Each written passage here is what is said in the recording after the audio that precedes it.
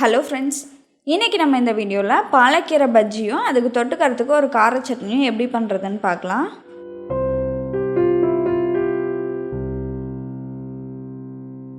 இது பண்ணுறதுக்கு ஒரு பவுலில் 1 கப் அளவுக்கு கடலை மாவு எடுத்துக்கோங்க. 2 டேபிள் ஸ்பூன் அரிசி மாவு சேர்த்துக்கலாம். அடுத்ததாக 1/2 டீஸ்பூன் மிளகாய்த்தூள், 1 டீஸ்பூன் அளவுக்கு உப்பு சேர்த்துக்கோங்க. அடுத்ததாக 1/4 டீஸ்பூன் பெருங்காயம், 2 சிட்டிகை அளவுக்கு சோடா உப்பு, இது எல்லாத்தையும் சேர்த்துட்டு நம்ம கொஞ்சமாக தண்ணியை ஊற்றி நல்லா இந்த மாதிரி மிக்ஸ் பண்ணிக்கலாம்.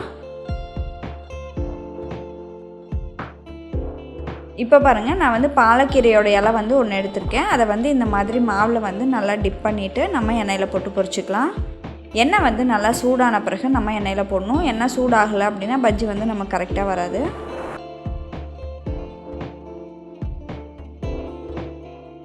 இப்போ பாருங்கள், நல்லா உப்பி வந்திருக்கு. இது 2 சைடும் நல்லா திருப்பி போட்டு நம்ம எடுத்துடலாம்.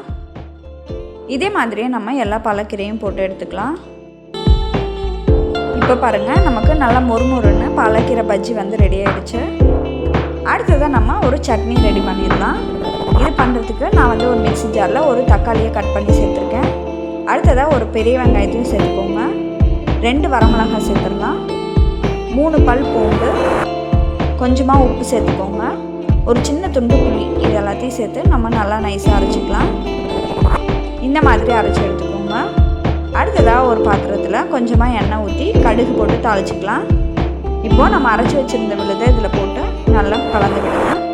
இதை ஒரு 2 நிமிஷம் நல்லா கொதிக்க விடுங்க.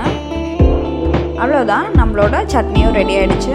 இந்த ரெசிப்பியை நீங்களும் உங்கள் வீட்டில் ட்ரை பண்ணி பாருங்கள். உங்களோட ஃபீட்பேக்கை கமெண்ட்டில் சொல்லுங்கள். நன்றி.